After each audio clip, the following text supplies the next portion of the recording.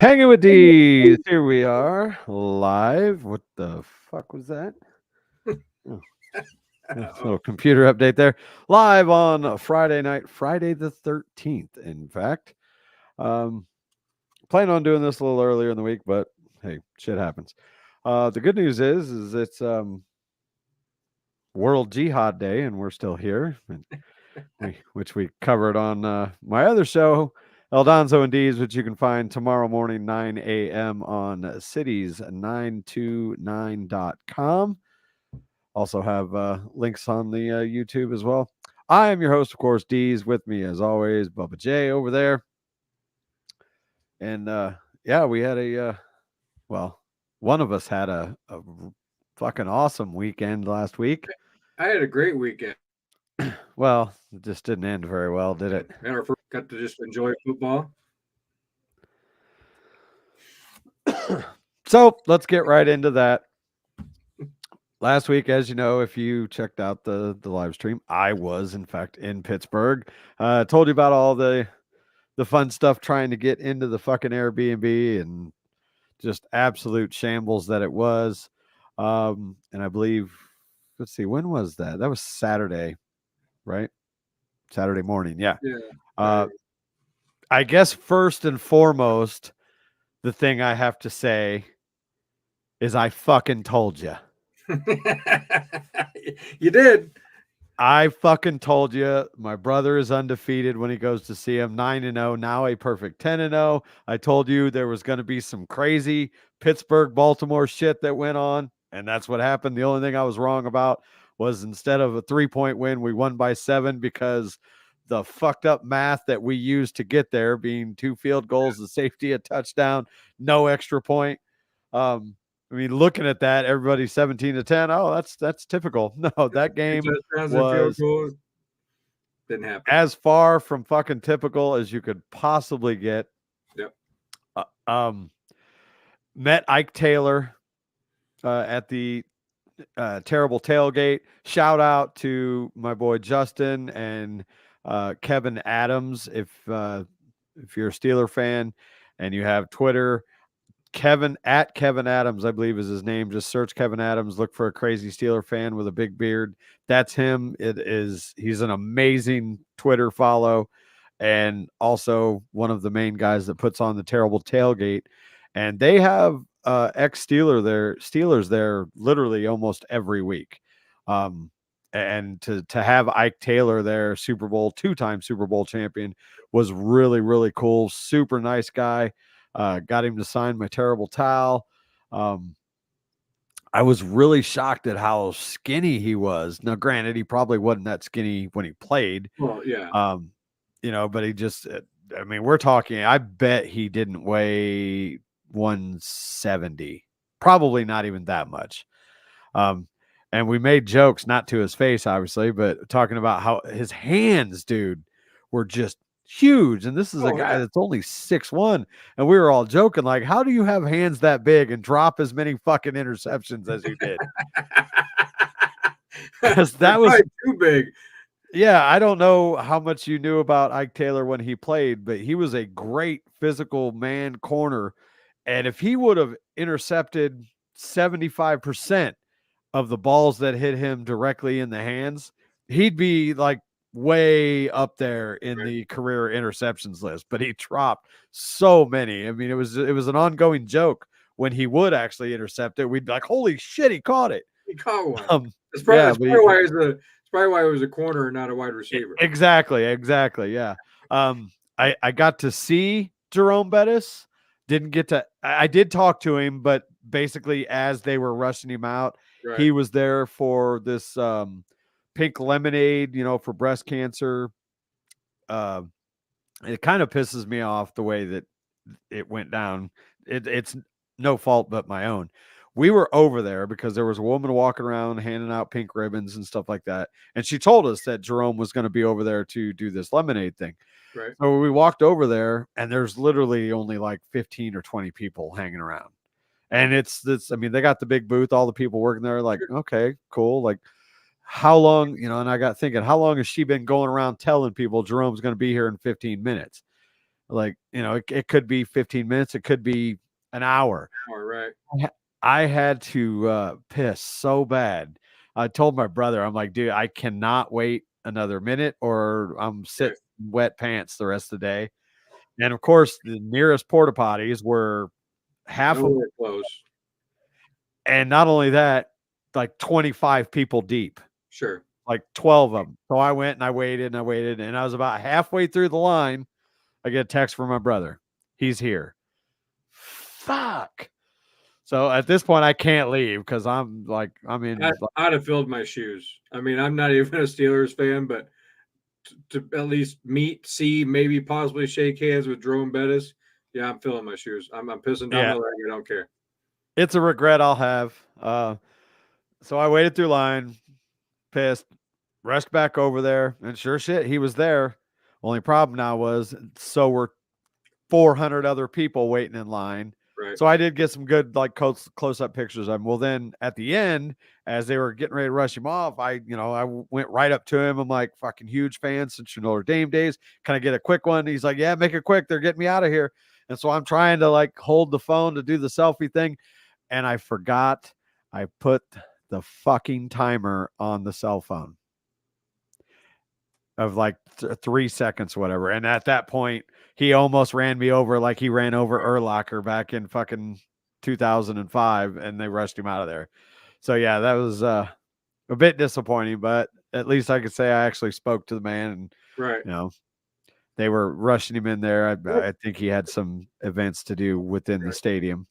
Well, that's cool though. We were talking about that, Friday night or whenever it was, about what Steelers are going to be there if you're going to get a chance to meet them and all that stuff, and high hopes to go into that terrible tailgate, possibly to see an ex-Steeler and to see the ex-Steeler, in my opinion.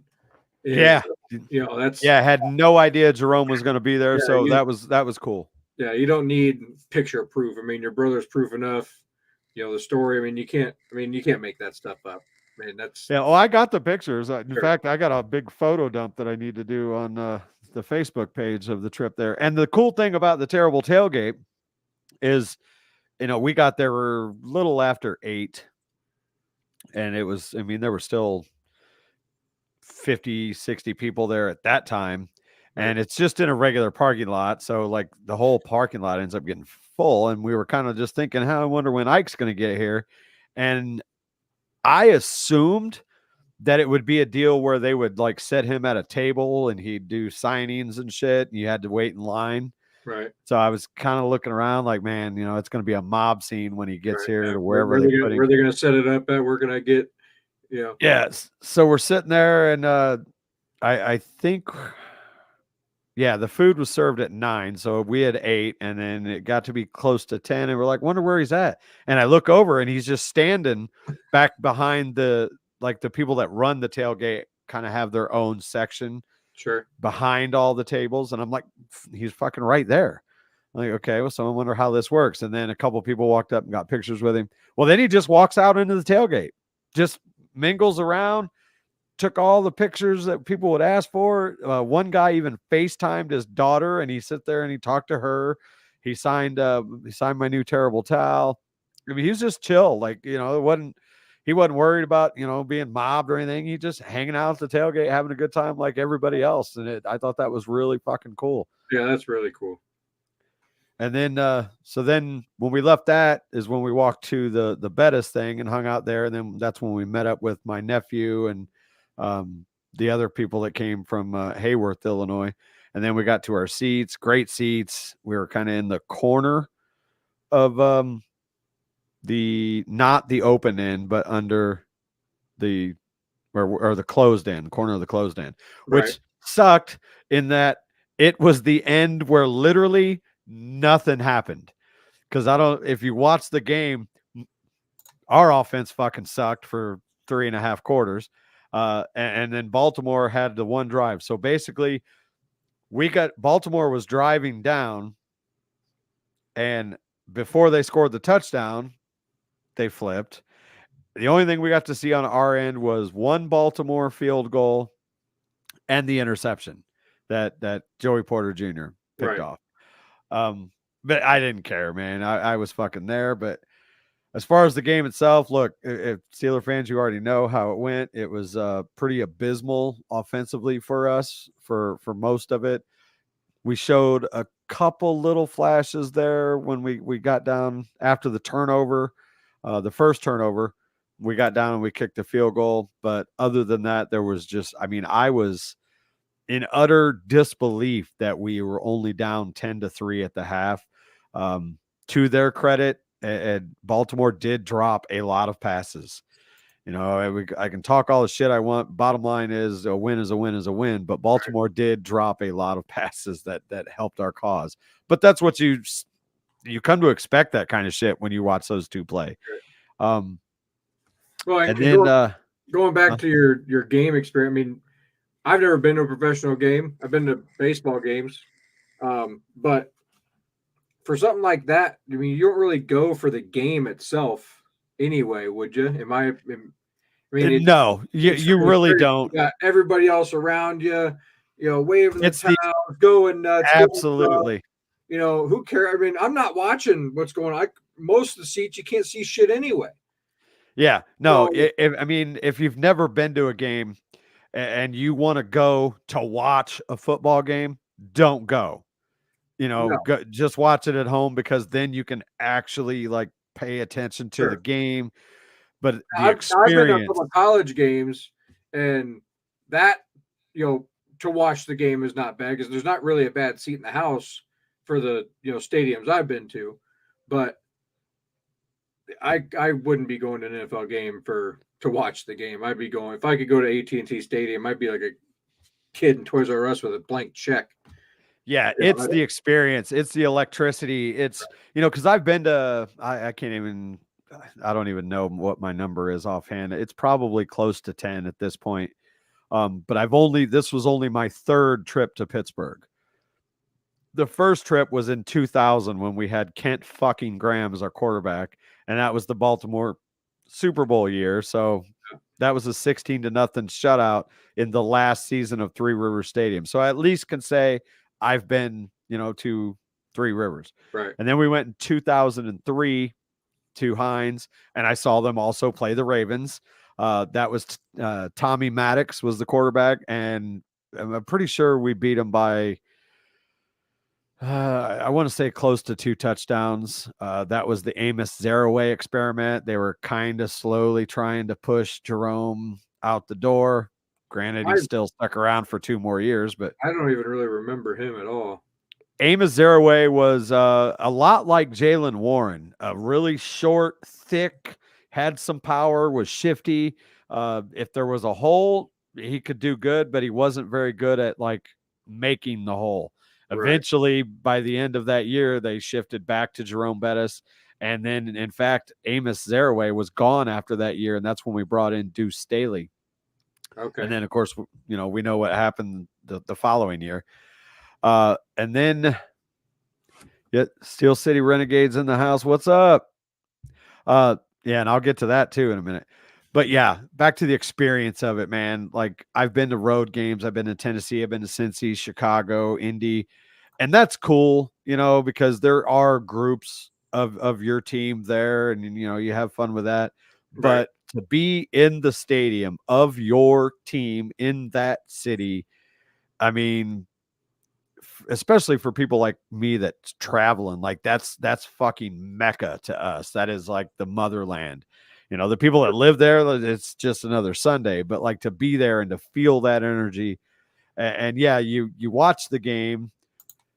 Some I tried to make myself watch the game on the field as much as possible, but you still find yourself looking up at that big screen because there's just, depending on where you sit, you can't really see, every little thing. And like at the angle when you're looking down the field, you think, oh, he only picked up like a yard, and then it's 2nd and 2. Like, holy Right. fuck, like the angles really fuck with you there.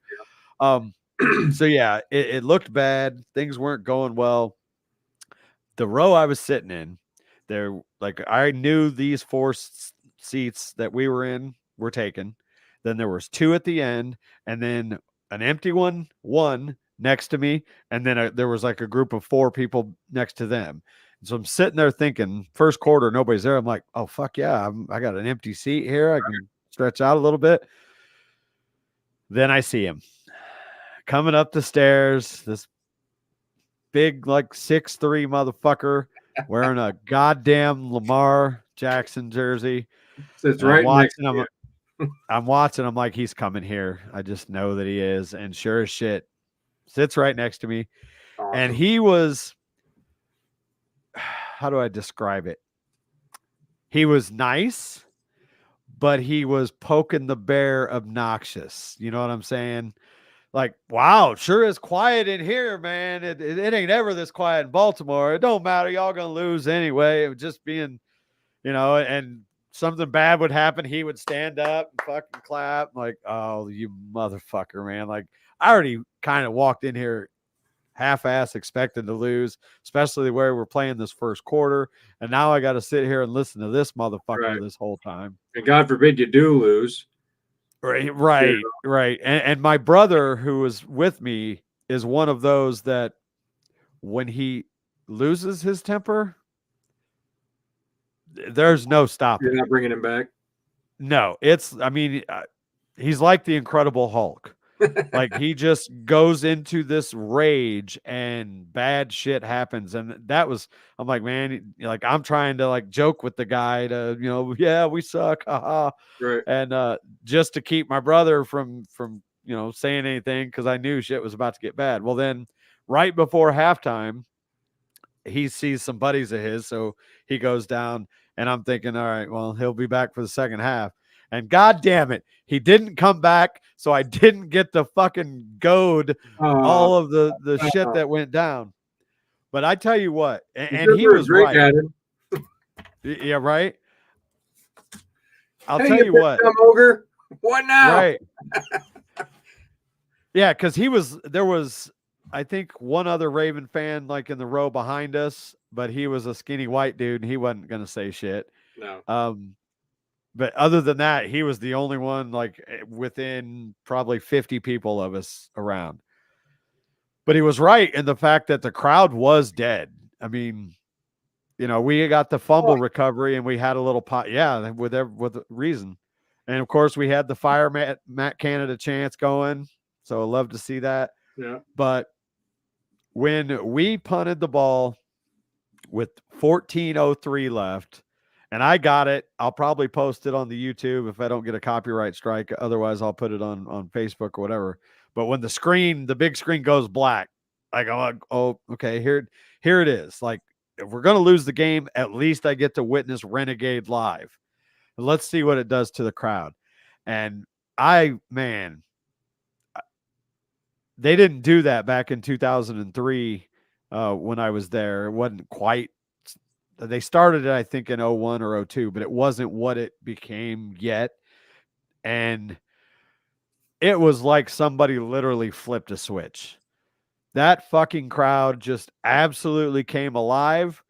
And so not only did I get to experience Renegade live and in person for the first time, but I got to experience Renegade work its magic, because the sequence of events that occurred next was the very first play was he actually broke like a 8 or 9 yard run, but it's a hold. It's coming back. Next play is like a run for 2 yards. Next play was a screen pass dumped for a 5 yard loss. Next play, block, punt, safety. And from that point on, the crowd was fucking electric. You would have thought we were in the Super Bowl, and it really turned the tide of that game because Baltimore could really get nothing going from there. Offense still sputtered enough. And then, of course, we had Gunner. Here's what really broke me. We had the momentum. Everything was going our way. Even though we stalled for a field goal after the safety, we stalled for a field goal to make it 10-8. But then we forced another 3 and out, another punt. And I'm thinking, this is it. We are going to fucking go down here and punch it in. This crowd is electric. And then Gunnar Olszewski fumbles the fucking punt return, and they return it to like the 5 yard line. Right. And you want to talk about unsung heroes of the game. The guy that recovered the blocked punt which I still argue probably should have been a touchdown because his elbow hit green before the forearm slid into it. It's neither here nor there at this point, doesn't matter. But that guy, Rodney Williams, was like a practice squad tight end, only playing because Pat Fryermuth's injury, Right. is the same guy who forced the Baltimore fumble recoverer out of bounds at the 6 or 7 yard line, wherever it was. So like two massive plays in a Right. matter of minutes. And so they get down there. I'm like, okay, defense is fired up. Maybe we can at least hold them to 3 here, and then we're still a touchdown away. That's all we need. Hold them to 3. And held them. And then Joey Porter Jr., the fucking hero. Yep. I don't even know why he's not on the field more. It's so frustrating, and everybody in Pittsburgh knows it. Patrick Peterson, it's time to move him back inside or to the inside because he isn't that outside guy anymore. And Peasy played that perfect man coverage, press, hand fighting, got inside of Odell, got the pick. And even at that point, I'm like, oh, we still got 80 yards to go. Run. We gain like 3 yards. Like, here we fucking go again. And then George Pickens decides it's Brucey's time to shine. They finally decided to throw it to him. I mean, the dude's like, I mean, he's like a Larry Fitzgerald or a D Hop. I mean, the dude's always open. Just throw it in his direction, he'll get it. Yeah, he's not great at getting separation out of his cuts.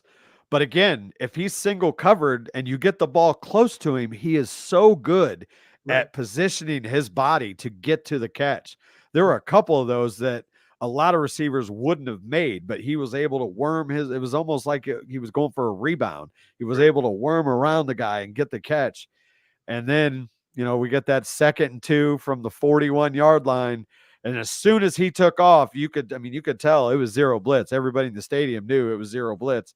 And as soon as he took off, Kenny literally caught it, stepped up, and launched it. And even it was like slow motion as I'm watching it because I'm like, man, he's got no separation. And then, boom, 2 steps in front of him. It's the most perfect pass Kenny threw all day because George never broke stride. And, yeah, just electric. Then we get the sack fumble, of course, Highsmith, TJ Watt. And that's when I'm texting you like I fucking told you, celebrating, not even paying attention to what's going on the field because I'm like, victory formation, this fucking game's over. We're all high-fiving. Then I look and I'm like, why are we kicking a field goal with 52 seconds left? Yeah. Because I didn't see the penalty. After rewatching it, I see what happened. It was an illegal formation penalty that forced the clock to stop, which is why we had to kick the penalty with 52 seconds. And the only good thing was Baltimore's out of timeouts. But, man, by the time we kicked off, 49 seconds is a fucking eternity in the NFL. Oh, yeah. So I'm like, oh, don't do this to me. Don't fucking snatch defeat out of the jaws of victory like that. But then, boys, the defense stepped up. TJ Watt, 4th down, said, this fucking game's over. Yep. Then, of course, he rips his helmet off and gets 15 yards. We're like, who gives a fuck? Yeah. Yeah. Game's over. So, yeah, obviously, successful fucking trip, man. I was expecting, like I said, to come home with a loss. So I was just going to enjoy the experience, but to come away with a win after all that. And of course I had to, when you're in town, you got to get that, got to get that Pittsburgh smell jersey, which had to get me a TJ, and he made some big plays. So I knew as soon as you said it Friday night or whatever it was, I might stop at the store and get me a Watt jersey. I knew you already had the credit card out and it was burning a hole. Yeah. I knew it was coming. I knew next time I saw it would be a number 90 on your back. Absolutely. We went down to the Strip District, and man, that's scary. Because there's like, you can go online and find quite a bit of merch, like official stuff, right?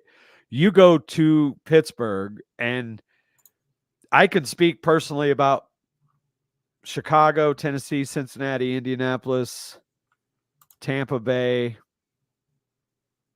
I think those are the only road. St. Louis. You see a few shops around, but in none of those cities have I seen what Pittsburgh has. There are fucking shops everywhere with stuff you never would find online. Like I could have like mortgaged a house, and if I wanted to get all the stuff that I wanted to get, Sure. so I settled on the Teej, and then I got a Minka stocking hat because my brother he had a Minka jersey, and he ended up buying a Watt stocking like skull cap. So I'm like, all right, well, I'm Right. gonna buy this Watt and get the Minka so we can be, There you go. crisscross type shit. And then of course ate at Primani Brothers, and I know that if you're a people from Pittsburgh, just kind of, it's old hat to them. They're like, whatever. There's so many other better places. But as an out of towner, it's a must. Like it's been there since 1933. I don't know if you've ever heard of it. It's a sandwich shop. They cut fresh Italian bread. There's about 20 different options of meat that you can get. I got the Angus sirloin. My brother got what's called the Pittsburgher, which is a Salisbury steak.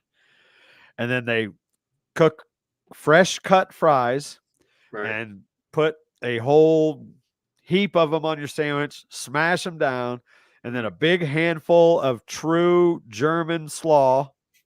Throw that on there, You're fresh tomatoes. I mean, the sandwich, I'm not shitting you. you're It's making like a that. fat kid that just ate dinner hungry. Yeah, the I sandwich mean, is like that thick. And it was amazing. that sounds great.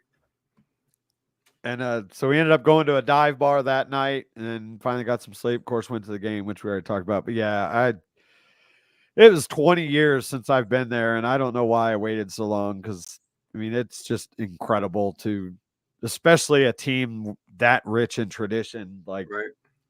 and to be able to share hatred for Matt Canada with, all Everybody these else, people. Yeah, it was truly special. all So 50, 60,000, whatever's there. right. And now we got to buy. So like I get the highest of highs. And then this week I get to enjoy that one more week because Right. we're not going to lose. You're not going to lose. The And only bad. hey, I hear you might be getting a new OC. There's a couple candidates in that have called, I guess. One for sure I called saw Pittsburgh that. and said, hey, if you need some help on Well, the offensive side of the ball.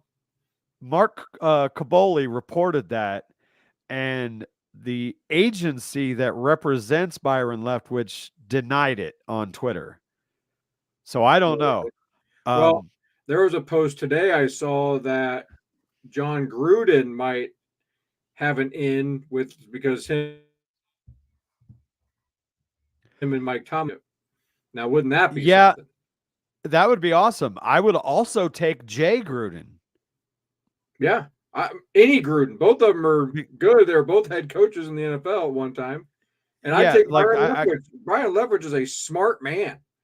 yeah, I would absolutely take Byron Leftwich. And if there is any truth to the Leftwich thing, the only thing I could think is that they don't want to be a distraction. You know what I'm saying? Because you're not going to bring him in right now because that basically tells Matt Canada you're fucking fired after the year. I'd do You it know right what I'm now. saying? I'd fire I him would tomorrow. too. I would too, but make the waves, put the Steelers on the front page, and go win 6 in a row. Who gives a shit? I look, I agree. You're not going to install a new offense though. No. You're going to have Byron come in and call his shitty fucking plays. So I understand why they won't do it. I do agree that they should. You got a bye week. At the very least, bring him in. A new offense in a week. What I would do is you bring him in as a consultant. He doesn't even have to be on the field or whatever. He can just kind of help, use that offense, all the while getting to know his personnel and begin designing the kind of offense that is going to feature the kind of players that he's going to have. Right. It's to me, it's a no-brainer. Yeah. But we'll see. But the whole John and Jay Gruden thing, I would obviously prefer John. Right. I just don't think it'll be John for the simple fact of what's going on with the NFL. I don't know that Rooney and Tomlin would want to, although he did say, fuck you and bring in Brian Flores. He could do it for Gruden as well. But it's just one of those things that maybe they don't want to get on the wrong side of the wrong people type thing. But John could be like, look, Jay, take Jay, something like that. Who knows? But either one, I would John, Jay, Byron, fucking Snoopy, Big Bird, anybody but fucking Matt Canada at this point. Romo? Would The you take only Romo? Tony Romo? Yeah. Oh, in a fucking heartbeat. Right? I would absolutely take Tony There was a Romo. thing on there today. I can't remember what it was, ESPN or. I would take Sonny fucking Bono if we could get rid of Matt fucking Canada. And I know that Sonny Bono is fucking dead. All right. You could throw literally any goddamn name out that you want, Right. and I will take that person over fucking Matt Canada. Well, then fuck the offense, fire him, and bring somebody else in. You'll figure it out. They're football players. But believe me, me and every Steeler fan that I encountered feel the same way. Like, well, I don't know if you have the audio, but you need to play it. And every time they lose, you play the Blame Canada South Park song. Right? Oh, I will make a little video for that. Because yeah, that is too absolute fucking true. The only bad thing about being at the game itself was obviously I didn't get to see anything that happened in week 5 except for Sunday Night Football. I did get to watch that one. You didn't miss nothing. Oh no, I did. I got to watch my tight end absolutely light it up. Although, yeah, that tight end brought me back in that game. I don't remember who I was matched up against. Some fucking piece of shit prick. That really all I needed was Devontae Adams to do something. Right. Instead, he gets. It's you, by the way, that I was matched up against. That's what I was joking. Okay. You didn't say anything, so I was. I'm like, oh, come on, Devontae. 1 touchdown and I fucking win. That's all I need. 1 tutty. No, the fucking Raiders. Come on. Me and the wife were talking about it. I was like, if Devontae does anything, I lose. Because we're talking about 10 fucking points. Right. That's all I needed. Because we're talking about back and forth. Because we're right now, me and her, we're 1-2. We're both 5-0. She's got me on points because she had a hell of a week, 230 something points this week. And I said, either way, you're gonna be in first place. If I win just based on your points, you're gonna have me by like 30 something points, and we'll both be 5-0. I said, but if Devontae Adams does anything at all, other than get hurt, I lose. So I'm gonna be 4-1. You'll be 5-0. You'll be in first place all by yourself. No biggie. And he didn't do a fucking thing, and he didn't get hurt, and I won. So that's the only highlight of my entire fucking weekend was that. I stay 5-0 in my fantasy team. And I got back to the Airbnb. What time did we get back? Well, we got back and then immediately left and went to this little pizzeria, which fucking phenomenal, man. Phenomenal. A little mom and pop tavern that also did Italian food. I got a large fucking pizza and it was great. Perfect. Ate dinner, came home just in time for kickoff, and I was sitting there playing Xbox, which the fucking missing power cable. Playing Xbox and watching the game, and I just every time I looked up, like there's Kittle scoring a fucking touchdown, and then I saw the interception. I'm like, oh, he's not having a good night. I wasn't. As far as the rest of the week, how did you see? You went 9-5. I went 11-3. I should have fucking took my ass to the sports book that day. You should have. We actually parked at the casino, which is right there on the river.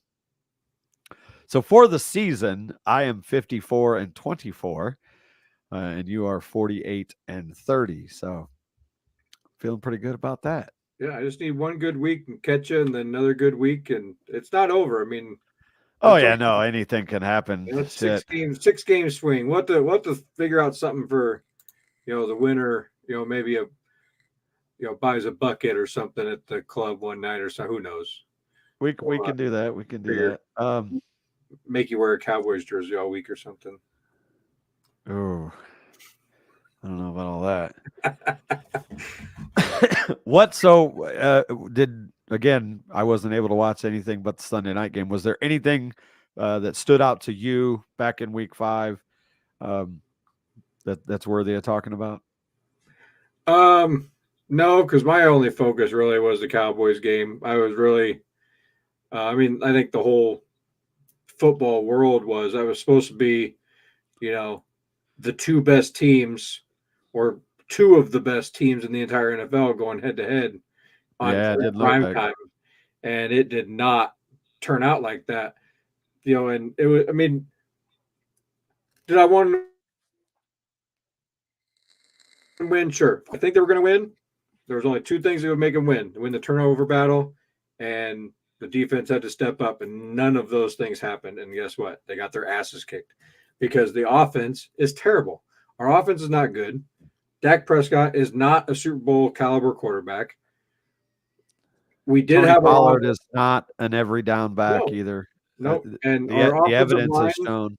We had all 5 of our week 1 starters started that game, but that was their first start in a couple weeks. Smith came back, Zach Martin came back, but it was their first full speed game in a couple 3-4 weeks. It's just it was just bad all the way around. It was bad coaching. McCarthy got out coached, hands down. There wasn't a question about it. Dan Quinn had a stroke, had to have, because I don't know what the hell he was calling, because none of what he called that game was anywhere close visually of what he'd been calling all season. I mean, Micah Parsons was irrelevant the whole game pretty much. Yeah, he was double teamed. Of course, they made sure to highlight him, but where was the You rest? have to double him. Where was the rest of our? I mean, losing Trayvon Diggs is a big piece of our defense, but he's not the only guy out there. Yeah. But our secondary just gave up. I mean, look what happened in Arizona. We lose Trayvon Diggs, we get blown out in fucking Arizona to an 0-3 team at the time, or whatever it was. Ridiculous. And then we go and we have to show who we are. Or like I said, the stories are going to be. Could you imagine what happens if the Cowboys beat the Niners? What the headlines are going to be? It's going to be insane. But Oh yeah. what are the headlines going to be after? Well, this is what they are. What they've always been. Same old Cowboys. Who'd they play? They didn't play nobody. Look at them. Why are they? And I did some math. Okay. Our 5 weeks combined record for the teams we played is 10-15. That includes a 5-0 Niners. Oh. You take that off. We've played teams with a 5-15. We haven't played anybody. Yeah. Nobody. Our defense and is lost so great. one of those. Right, and lost one. Our defense is so great. We have beat the 1-4 Giants, who are number 30 overall in offensive yards. They've have 1,276 offensive yards total in 5 weeks. We played the Jets without Aaron Rodgers, who are number 24 on that list at 14-18. We got beat by the Cardinals, who are 1-4, number 15 on the list of total offense at 1,645 yards.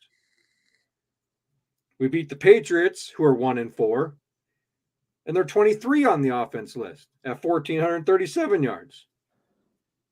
And then we get stomped by the number 4 total yard offense, who got us 2,013 yards. And we're saying we're the best defense in the league? One of the best numbers don't lie. For what reason? Because you're preaching to the choir, bro. Our offense is 16th overall. We're right in the middle of the pack, 1,637 yards. The Arizona Cardinals have more offense than the Dallas Cowboys. And everybody's talking how the Arizona Cardinals are shit and the Cowboys are Super Bowl contenders. For what fucking reason? And I'm a Cowboys fan. I've been a Cowboys fan since I was peeing in my pants. And that was not last week. I was just going to say that. So a few weeks now. This is typical Cowboys. And Jerry Jones in his old senile bullshit is back in this fucking guy. He's our Super Bowl. He's fully capable. No, he's not. No, he's fucking not. They should have never optioned his rookie contract. They should have traded him when he had 212 and whatever seasons and got something out of him. They held on to fucking Zeke way too long. It's the same old song and dance in Dallas. It's been that way since he took over. He just won't put his ego aside and win some games. Do you know who Dak reminds me of? Jake from State Farm. No. He wins the same amount of games. Colin Kaepernick. Yeah. Come out of nowhere, has one great year, and then a decent year, and then the rest has just kind of been mediocre. Yep. And a lot of people, look at that one great year he had. Yeah, it's like it's right in front of your face that this guy is not an elite level quarterback. He's going to be right, and you had 5 years.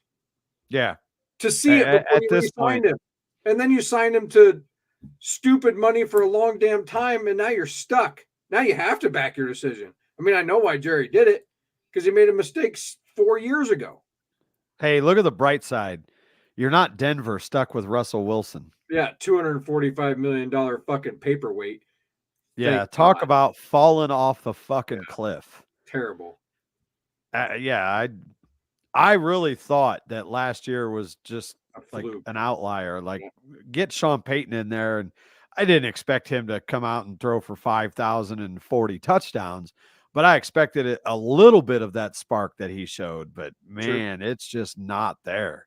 No, absolutely not there. No, and I don't know if it's a coaching issue or if it's a player issue. Because, damn it, what's his Pete Carroll? Pete, did he see something that no one else did? And was like, sure, send him.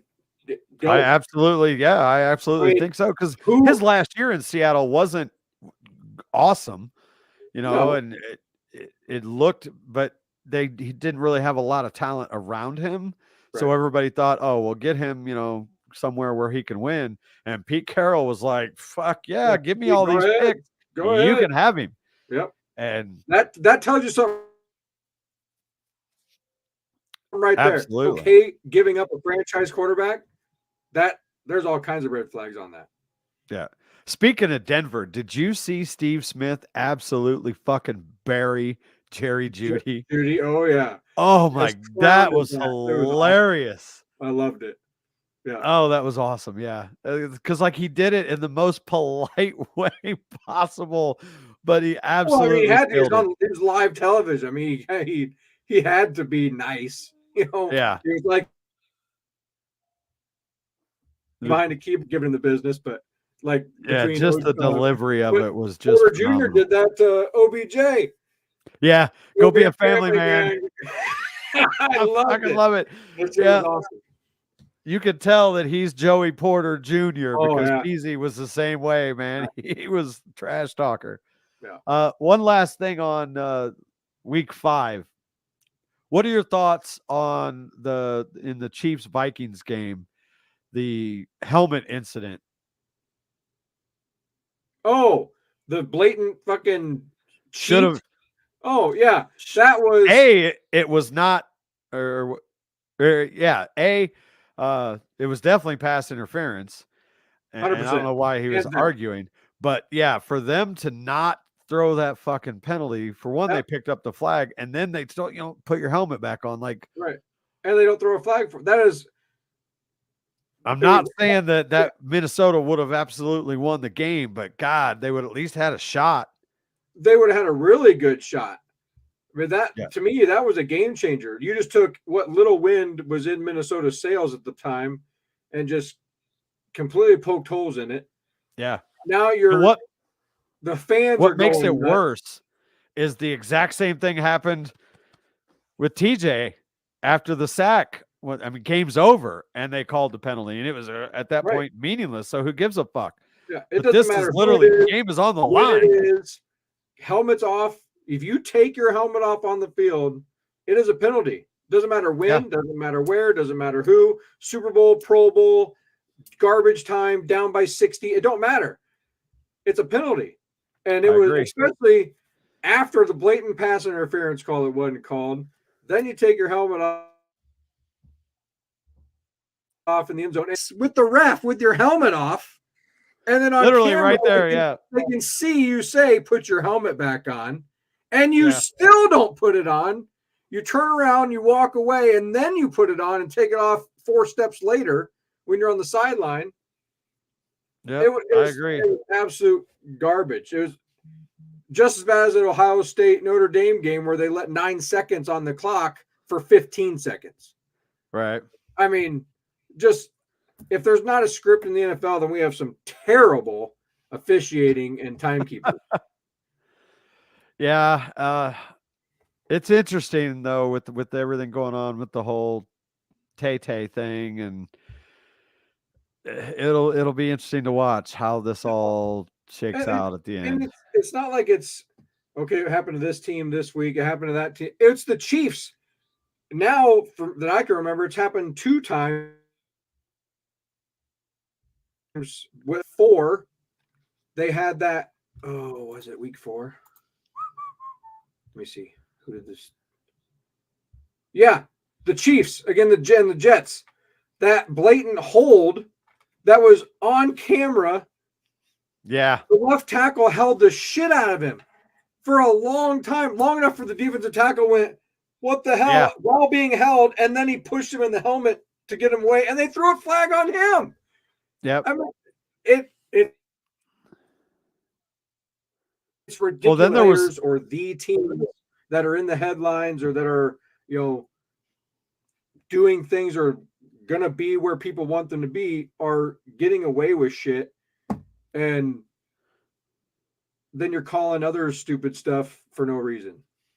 In that same game, I believe it was one of the big, basically game clinching first down runs.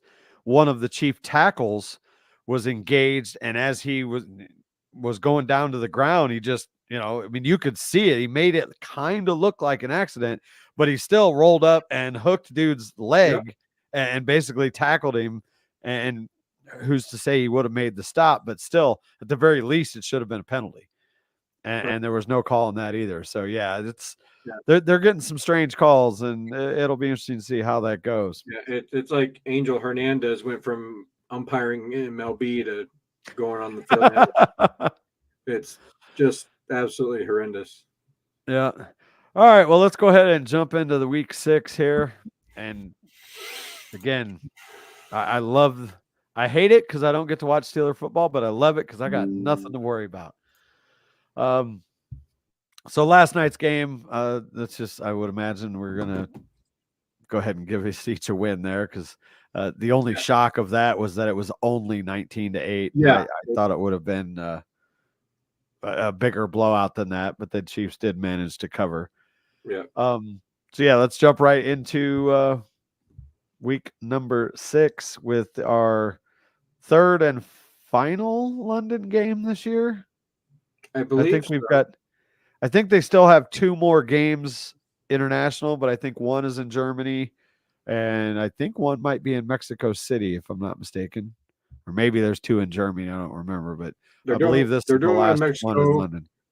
Week 9, I don't know where they're at, but it's a 8:30 a.m. game.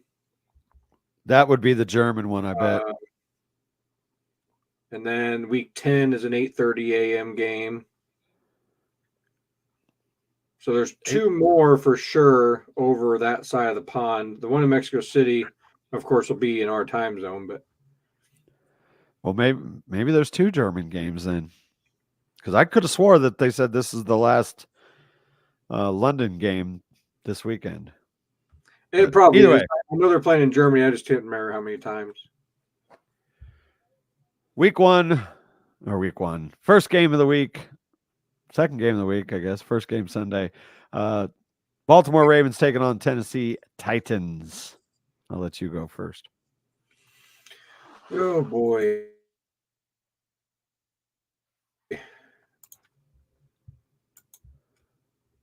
I got it pulled up. I'll do it. A tie? Can can I Hey, I'm here can for it. can I pick I'm here for that. I know you are. Can I pick a tie? Yeah, my bold prediction is really slapping me in the face here. I really thought Baltimore was going to be better. They're getting plagued by injuries, plagued by bad play. To just Lamar Jackson's not playing to his caliber that I thought he was going to play at. The backfield is terrible. Their wide receivers can't stay on the field. I don't know, but Tennessee's not a whole lot better. I wish I knew who traveled first. I don't know that. I'm gonna go Tennessee. I'm gonna go back on my Ravens and I'm gonna pick Tennessee. I want to say both teams basically got there the same day, Okay. if I'm not mistaken. You're going Tennessee. All right. Titans have only scored touchdowns on 35% of their red zone trips. And Baltimore is one of the top opposing defenses when it comes to teams that do that. And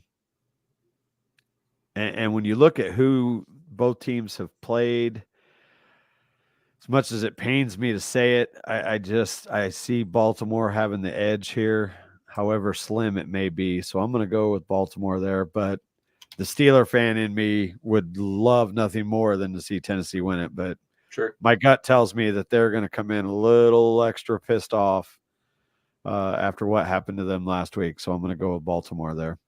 Fair enough. Moving on to our noon slate of games, we've got the Washington Commanders traveling to Atlanta to take on the Falcons. Atlanta 2.5-point favorites. Did you know that Desmond Ridder has never lost a home game in his life? High school, college, and now professionally. I did not know that. I didn't either until last week, but it is fact. He's never lost a home game, and they are at home. They are. Neither one of them have really done great against what you would consider to be stronger opposition. Right. That being said, I believe a little more in Atlanta than I do in Washington, so I'm going to take the Falcons, and Desmond's streak is going to stay alive for at least one more game. Yeah, I'm going to pick Atlanta too. Just out of curiosity, I went here and looked. The Commanders have a 21.8 points per game average, and Atlanta is only a 16.6. So that's kind of interesting. But I'm going to go Atlanta too. I think his streak holds, and the Commanders go home with yet another loss. All right. Moving on, we've got the Vikings coming to Chicago to take on the Bears. We got the Vikings at 3-point favorites. How can you have the Vikings 3-point favorites? Well, I mean, the Bears defense has been really, really bad. Win a game they should win. Yeah. That being said, with the loss of Justin Jefferson, Bears did show signs of life last week. I'm going to take the Bears here. Yeah, I am too. I don't want to. I really thought Minnesota was going to be better. They're not. They're really not. Yeah, and like I said, Justin's out minimum of 4 weeks on IR now, so they're in a lot of trouble right now. So I'll be surprised if this game's really close. The Bears offense has performed pretty well. I know they are going to be without Khalil Herbert, and I think one of their other backup backs is out too. They've got their second running back is a Dewey, but I think Justin will have a solid game and get the win.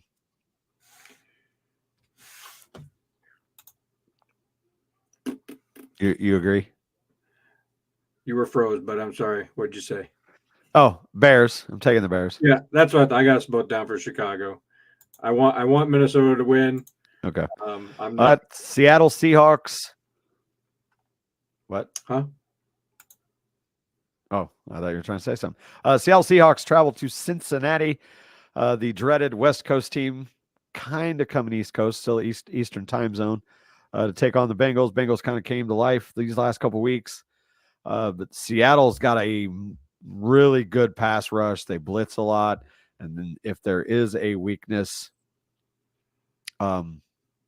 it's Cincy's offensive line. Right. So I think that Joe Burrow is going to be tested with his mobility there. I'm going to go against the odds here. I'm going to take Seattle. I think they're going to rattle him just enough.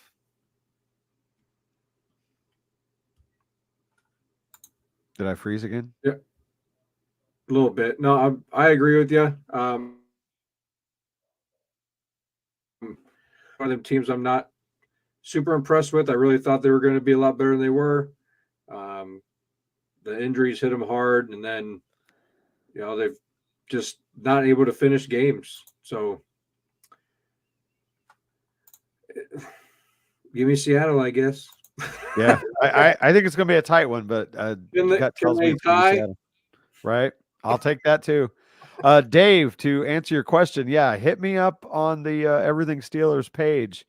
Send me a message there, and we can work something out. I'm always down for cross promotion. Then we got the San Francisco, your favorite team, the San Francisco 49ers, traveling to Cleveland. What the fuck is going on with Deshaun Watson? Same Doc's cleared him 2 weeks ago. I think he's scared. I don't think he wants to play football anymore. And they're calling it a bone bruise or whatever, but yeah, PJ Walker, I believe, is going to get the start. It's not going to matter. The only thing that'll surprise me is if Cleveland scores more than 3 points. I think San Francisco, East Coast coming or West Coast coming to the East Coast, I don't fucking care. I think the Niners could fly in from Tokyo and still beat the dog shit out of Cleveland, especially without Deshaun Watson. Yeah, San Francisco could play their practice squad and probably beat Cleveland. Yeah.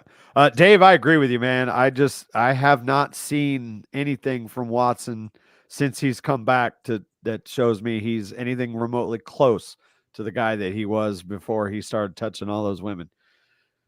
So yeah, Niners there. Easiest pick of the week in my eyes. Yeah. Then we got the Carolina. Okay. This is the second easiest pick of the week. Carolina traveling to Miami to take on the Dolphins. Yeah, no need to really spend a whole lot of time on this one. Dolphins, I think, are going to boat race them. They're 14-point favorites. I'll be shocked if they don't cover that. Yeah, that's no brainer. Moving on, Colts taking on the Jaguars. The Gardner Minshew revenge game. Yeah. Oh. Jacksonville, 4.5-point favorites. JT should get a significantly bigger workload. Did he even play last week? I don't even remember. He did, but like we said, he wouldn't be a factor in anything. He played a few snaps, but nothing. Okay. Give me the Colts. I think Gardner's going to come ball out. You think so? Yeah. Man, I don't think so. I have to disagree. We're going to split this one. Jaguars playing good football. I'm not going to discredit Garner at all. I think he's a pretty good quarterback, and especially playing your old team. Little axe to grind there, but I just think Jaguars is a little better football team.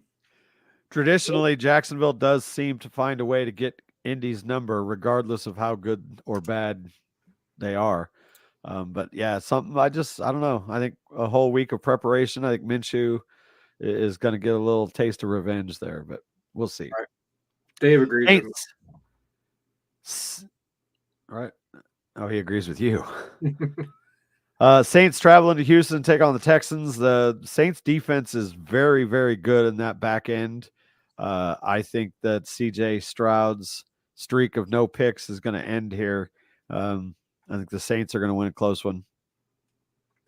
No, we're going to split again. I really like how Houston's playing football. With the pick, I don't care. My Cowboys lost last week. I got to see the Saints lose. It's a big rivalry down there. I got some Saint fan friends who been giving me shit. So fuck you. And fair enough. Then we are moving into the afternoon games. In a game that I have zero interest in watching at all, the New England Patriots taking on the Raiders. Patriots are just in absolute shambles right now. Yeah. Well, so are the Raiders. Well, true. They're not any better. It's starting to look like one of my bold predictions is maybe going to come to light here, and Mac Jones may not be long for the world. I'm going to take the Raiders. Yeah, Belichick said, 2 days ago that they're not changing anything. Any changes. So Belichick's another one of them prideful coaches or GMs or owners that, that's my guy is sticking with it. But let's see another 34-0 loss and see what Belichick says. Sure. Well, I think they did take his. Well, isn't he the GM as well? Yeah, they haven't taken it yet, but I think they're gonna. Oh yeah, I'm pretty sure. If they don't, it'll be a miracle. But although Dave does bring up a good point, Belichick going up against his old protege Josh McDaniels or Daniels, McDaniels, whatever. Yeah, and I'm sticking with it though. I'm going to take the Raiders just because I want to see the Pats continue to fucking implode. I do too. I just don't see Belichick going 1-5. But at the same time, they're not the better team. So is it going to be one of them? We pulled one out of our ass type wins, and I'm going to get my head stomped in because I picked the Raiders, or should I pick New England because I think they might scrap one out here? Man. Well, Dave, you agree with me earlier. I'm going to agree with you. So I can blame you if I lose. So I'm going to go with New England. All right. Then we have the Arizona Cardinals taking on the LA Rams. Cooper Kupp finally back with a full week of practice. Of course, he had a full week of practice last week, but I think he's going to be getting his legs back here. James Conner, which, man, did we not call that shot or not? Right. Yep. We literally talked about it last week about how great of a back he is when he's healthy. And down he goes. Down he goes on IR, so he's out for 4 weeks. Give me the Rams here. Same. Moving on, Philadelphia traveling to New Jersey to take on the Jets. Again, I personally don't see a big reason to stick or to talk about this whole lot. Give me the Eagles. Yeah, and that's unfortunate too. I think the Eagles or the Jets defense will keep it close for a little while, but I think eventually they'll wear them down and probably end up winning by 7-10. Yeah, I was just going to say, I think it's going to be, another Kansas City-esque game. Keeping the 10 column, and of course, the team that everybody wants to win ain't going to win. It's going to be another sad week in this house with the Jets getting beat and another NFC East team winning. I'm going to go Eagles as well, even though I don't want to. Gotcha. Then we got the brand new Lions going down to Tampa to take on Baker Mayfield and the Bucks, which I think is the game to watch. It's going to be a good one. I really think so. Of all the games that we've talked about so far, in my opinion, that should be the best game and the closest game, with the exception of maybe the Vikings Vikings, Bears. Yeah.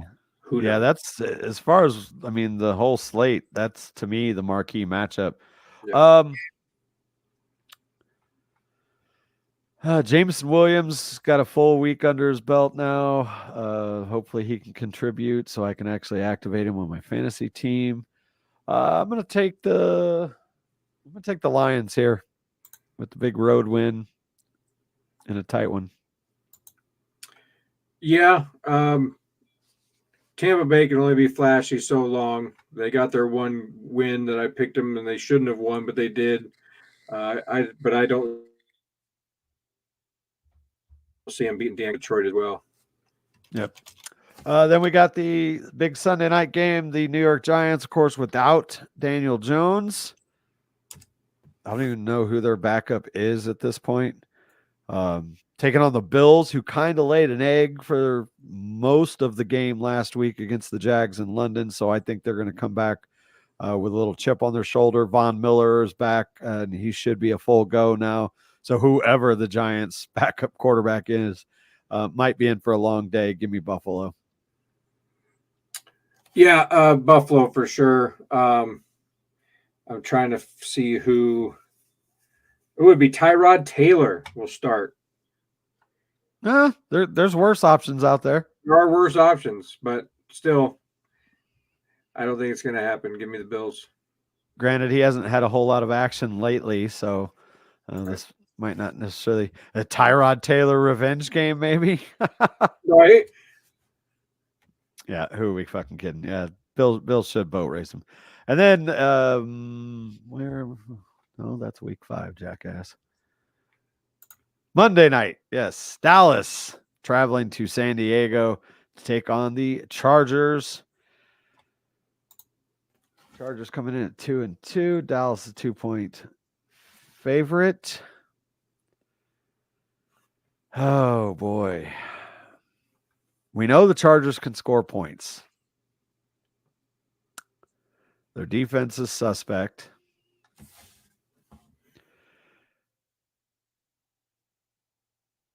Well, Dallas got embarrassed. Yeah, I think they're going to come in Mike McCarthy and off. his coaching staff have not left Arlington since they got back. They did not leave the building. They did not go home to their families. They're mad. And the Chargers offensive line is not the San Francisco offensive line. Agreed.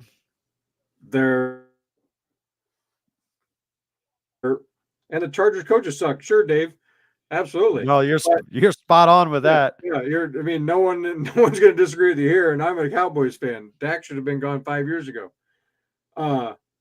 But that defense is going to run all over the Chargers offensive line. It's going to happen. Austin Eckler is back. Don't care. I do. He's on like 3 of my fantasy teams, Dick. He's going to get eaten alive. I think it's going to be a close game. I really do. Taking Dallas. I am taking Dallas, but I think it's going to be like a 27-24 type game. Yeah, I'm taking Dallas by give me plus 12. And well, it's only 2. Settle down there. In fact, I'll take this one step further. I think this game's going to come down to a stupid Brandon Staley decision that will cost them the game, and Dallas will get the win. You are 100% correct there, Dave. I don't know how many of these shows that you've watched, but we did a bold prediction show, and I predicted Brandon Staley would predicted he'd be fired during the season. Yeah. But regardless, I think he's gone at the end of the year because they have too much talent to make the mistakes that they make. Yeah. And that should come down to the coaching. So, and if they were 0-4 right now, we'd be singing a different song, but they've sneaked out a couple wins. And I think that's the only thing keeping him there. He's 500 right now, going into a primetime game. If Chargers were 0-4, we'd be seeing a lot more of Kellen Moore on the camera than we do. Yeah, I mean they lost actually a close game to the Dolphins. They lost a close game to the Titans, and then they barely beat the Vikings, and then I wouldn't say barely, touchdown over the Raiders. And now they've got the Cowboys, Chiefs, then the Bears, Jets, then the Lions, Packers, Ravens, Patriots, Broncos, Raiders, Bill. Yeah, Chargers are in for a long year, I think. Yeah, I based on those, I got them winning 4 more games. Agree 1000%, Dave. We talked about that at the beginning of this one. I don't know when you came in here, but I would take him in a heartbeat. Yep. So, are you watching the baseball playoffs at all? Because I haven't. No, I've been getting the headlines. There's a lot of sweeps going on. I know it was like the first 2 or 3 games of the playoffs. The top 5 teams were like combined 1-12 or something like that for wins. Yeah, I know we've got the NLCS is already set with Philly and Arizona, and then Texas and Houston are playing Sunday. So maybe that one's set too. That's how little I've paid attention to baseball. This is like last year was really bad in that I didn't really pay attention to baseball. This year, I didn't pay attention at all. I mean, nothing. Right. Oh, yeah. So, yeah, we are in the championship series on both sides now. The Rangers and Astros. I just pulled up the bracket. We got Diamondbacks swept the Dodgers. Phillies went 3-1 against the Braves. Houston 3-1 against the Twins, and Texas swept Baltimore, which was a surprise. Everybody thought Baltimore was going to walk away with it, but they got embarrassed. Yeah, I mean, just looking at the teams that are in there, man, you want to talk about blah. Yeah. You know, no Mets, no Yankees, no Chicago teams. No. A lot of question marks. You know, where do these teams, like the Twins, the Blue Jays, you know, the Marlins out of Orioles. Nowhere. Right, Orioles getting a number 1 seed. Yeah, I mean, they were the fucking laughing stock just literally a couple of years ago. Yeah, I mean, Braves and Dodgers and Houston, even the Texas, the Rangers, you can say, yeah, we would expect to be in the conversation, but that's 4 of the 12 here, whatever it is. You almost always normally have a NL Central team in there, whether it's the Cardinals or the Brewers, the Cubs. Over the last 6, 7, 8 years, they've been in talks. But yeah, no Yankees, no. It's weird, man. It's been a weird year. Yeah. Let's see. What do we got on the? But hockey's back, and man, am I ready for that? I don't know how big of a hockey guy you are. I think you've mentioned you're not too big on it yet, or haven't been. But man, but I am paying attention a little more now that Chicago has Connor Bedard. Very excited to see where that kid's career goes. Yeah, and he got his first goal yesterday. Yep, in a loss, unfortunately, but Boston is a very, very good team. So that's, I still think Chicago probably a year or 2 away, but it looks like they're taking a step in the right direction. So, yeah. And, another shocker. I'm not sure if we talked about this or not before, but I'm not a Chicago fan when it comes to hockey. Not a St. Louis fan either. Did you say Vegas? Yep, I'm a Vegas Knights fan. When I was a kid, I was a New Jersey Devils fan just because of their colors, and they were cool, and of course they were winning too. That didn't hurt nothing either. But none of now you like the black and gold. Yeah, my family never watched hockey. I wasn't raised in a hockey family. We didn't play hockey. It wasn't until I got in the service actually that I started, really getting into hockey. I played hockey for a few years, if that's what you want to call it. I put the gear on and dicked around. It was fun. I got to play on the Olympic ice in Edelweiss, Germany, so that was pretty cool, seeing the 5 rings and being able to skate on that ice. Was really awesome. But the Devils were my thing. Martin Brodeur, Stevens, Patrick Elias, all them guys. I was a big 90s Devils fan. Then kind of just stopped watching. It was kind of one of the everyday type of things. You got to keep up with every day. I was real busy. I was in the service. I was doing this and that. Stuff kind of slowed down here 5, 6, 7 years ago. Vegas brought that team on. A friend of mine from Montana, she started watching Vegas. They go to Vegas a lot. So I go, well, hell, I'll root for them with you. And for the last, 6, 7 years, 5, 6 years now. I can't do my math. 6 years. It'll be 6 years now. This is season 7. I've been following the Knights pretty close, and I love what they're doing out there. I can't wait to go to a game. That's one of our planned trips we're going to try to plan. Me and the wife is go out to Vegas and hopefully catch a game out there. So go Knights. Yeah, I would say NHL 95 is probably what started my hockey fandom. That and Blades of Steel on the old Nintendo. Yeah. But back when Chicago had Jeremy Roenick and Chris Chelios, they were exciting to watch. And then, of course, they kind of went down. And then they brought in Taze and Kane and Saad and all those guys, and of course won 3 Stanley Cups. That was great. And then they blew it up. And so now hopefully they're back on the uptick. So playoff hockey is awesome to watch. Even I probably won't watch a single regular season game, but come playoff time, I'll watch the big games, whether it's, I like Pittsburgh just because they had Lemieux and now they got Sid the Kid. And of course, it ain't Sid the Kid anymore. I think he's fucking 40 or close to it. The oldest in the league now, but yeah, and that's the other reason I started liking Vegas is I really like watching the goalies. Martin Brodeur was, Hall of Famer. He's outstanding. And then you had Marc-Andre Fleury was right there. Patrick Waugh. I mean, they were all just amazing puck stoppers. And when I found out that, Vegas did that draft and got Fleury, I was like, oh, hell, probably my second favorite player to ever play the game. And they're a brand new team. Yeah, let's go. So. Yeah, I like Stoner. They have him on McAfee all the time. That dude's awesome. That and who's the other one? Big Rig, who I don't think plays for Vegas. Or maybe he does. Ryan Reeves? That might be it. On McAfee show?